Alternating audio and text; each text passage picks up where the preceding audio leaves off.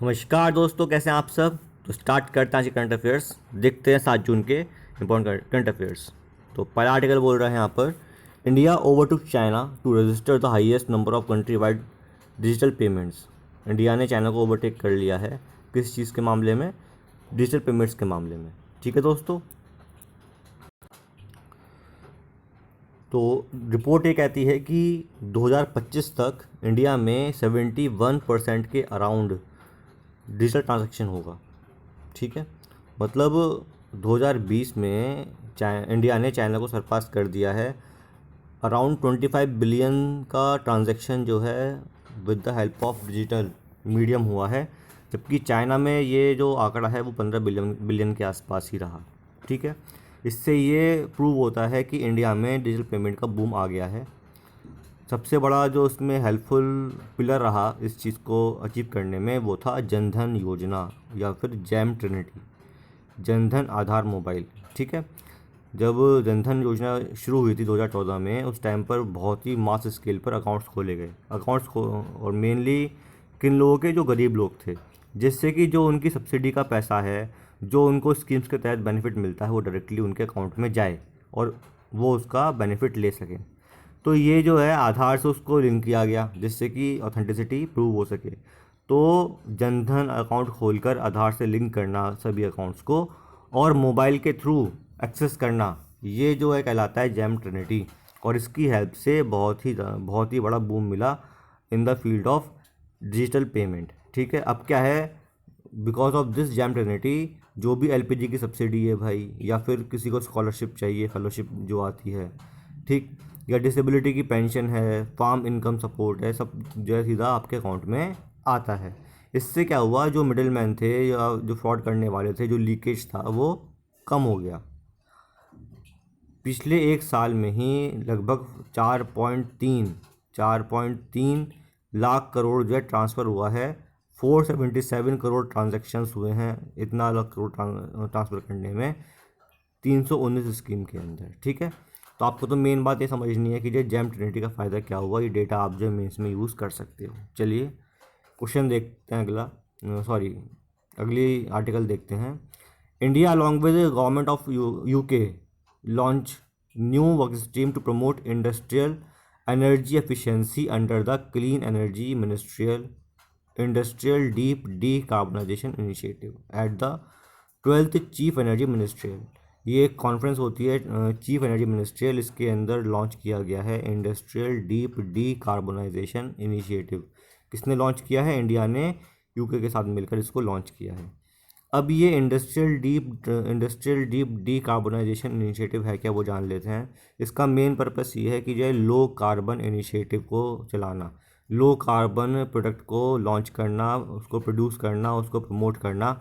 ठीक है, और रिसर्च करना कि आखिर किस तरीके से हम लो कार्बन, जिससे कि कार्बन डाइऑक्साइड कम एमिट हो, ऐसे प्रोडक्ट हम कैसे बना सकते हैं। इसका मेन पर्पस यही है।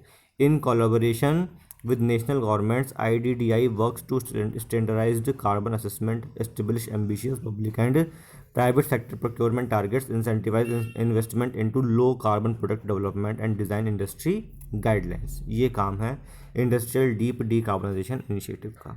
चलिए देखते हैं अगला आर्टिकल।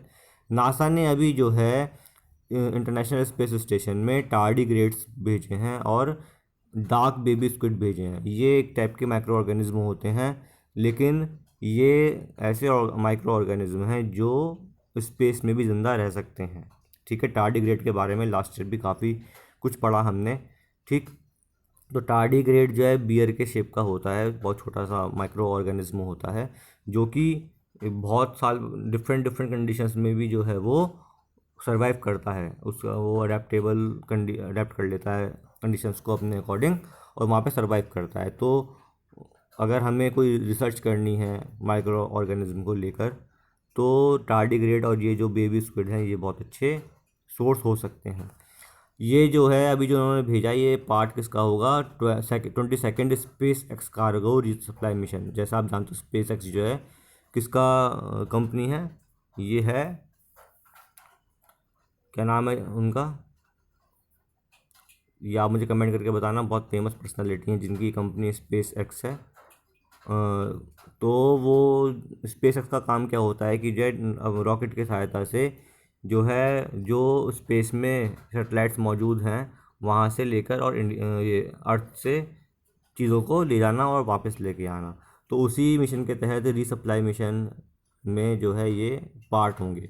माइक्रोब्स का यूज़ क्यों किया जा रहा है? Because they play a crucial role in the normal development of animal tissues and in maintaining human health. माना कि जे भाई हम जानते हैं कि देखिए ह्यूमन हेल्थ में भी कुछ अच्छे माइक्रोब्स होते हैं जिनका जो है यूज़ पॉजिटिव वे में हो सकता है। तो आखिर क्या वो स्पेस स्टेशन में भी काम करेंगे? इस चीज़ पर रिसर्च हो सकती है। ठीक है। और जहाँ ग्रेविटी नहीं होगी वहाँ पर माइक्रो ऑर्गेनिज्म एग्जिस्ट करते हैं या फिर वहाँ पर इंटरेक्ट करते हैं विद ह्यूमंस और नॉट, ये भी देखने लायक होगा। अब जानते हैं कि जो what is the international space station. ये होता है क्या? एक बहुत बड़ा मतलब स्पेस स्टेशन का एक बहुत बड़ा सेटेलाइट बनाई थी। कब? 1998 में। किसने? ये जॉइंट कॉर्पोरेशन था। किस किसका? नासा का, मतलब यूएस का, रशिया का, जापान का और यूरोप का, इसके अलावा कनाडा। ये 5 कंट्रीज़ के जो स्पेस एजेंसीज़ हैं उन्होंने मिलकर एक स्पेस क्राफ्ट बनाया बहुत बड़ा, और उसको जो है लो अर्थ ऑर्बिट में प्लेस कर दिया। ठीक है, लो अर्थ ऑर्बिट में प्लेस कर दिया। अब क्या है, क्यों? जिससे कि जो है अर्थ की निगरानी की जा सके, उसके बारे में डिफरेंट डिफरेंट जो एक्टिविटीज़ होती हैं अर्थ के अंदर बाहर वो देखी जा सके और रिसर्च परफॉर्म की जा सके। ठीक है दोस्तों, देखते हैं अगला article. Indian Coast Guard ICG in coordination with Sri Lankan authorities has been tirelessly engage in fighting a major fire on board the chemical laden container vessel MV Express Pearl anchored off Colombo since 25 May 2021। ये आपने पढ़ा था अभी। Singapore की कोई company है, उसका जो वेसल था वो जो है श्रीलंकन कोस्ट के आसपास जो है जलने लगा और बहुत सारा ऑयल स्पिल हुआ, जिसकी शिकायत श्रीलंका ने ऊपर जो ग्लोबल अथॉरिटीज़ है उनसे भी करी थी और जो है इसका कंपनसेशन उन्होंने मांगा था। तो इंडियन कोस्ट गार्ड ने श्रीलंका की हेल्प की है जिससे कि वो इस प्रॉब्लम को सॉल्व कर सकें और ये वेसल जल रहा है इसको उससे फाइट कर सकें। ठीक है। It is a joint operation undertaken to respond to the potential environmental danger. तो ये जो मतलब इससे एनवायरमेंटल डेंजर हो सकता है इसको बचाने के लिए ये ऑपरेशन किया गया है। इसका नाम रखा गया है सागर आरक्ष सेकंड। जो नाम है इस ऑपरेशन का दैट इज़ सागर आरक्ष सेकंड। ध्यान रखने वाली बात यह है कि इस ऑपरेशन का नाम ये है और ये कहाँ पर चलाया जा रहा है वो पूछ सकते हैं एग्ज़ाम में। अब इस ऑपरेशन में जो मतलब जो है जहाज़ यूज़ हो रहा है उसका नाम है Sandhayak. It is a hydrographic survey ship first of its class indigenously designed and built. ठीक है ना, अपने देश में बना हुआ है ये। It was D commissioned recently after 40 years of service. 40 साल की सर्विस के बाद उसको डी कमीशन कर दिया है। Ship had undertaken approximately 200 major hydrographic surveys and numerous minor surveys. 200 के आसपास इन्होंने इस शिप ने हाइड्रोग्राफिक सर्वेज किए हैं जो बड़े हैं, और न्यूमरस मतलब माइनर तो बहुत सारे करे हैं। ठीक है दोस्तों, तो ये आर्टिकल था। ये कुछ आज आर्टिकल्स थे करंट अफेयर्स के। इसमें एक क्वेश्चन मैंने आपसे पूछा है कि जो स्पेस एक्स के जो संस्थापक हैं बहुत ही फेमस पर्सनालिटी हैं, उनका नाम मुझे कमेंट में लिख के बताइए। अगर अच्छी लगे video please like this video, share this video, subscribe my channel. Thank you, have very nice day.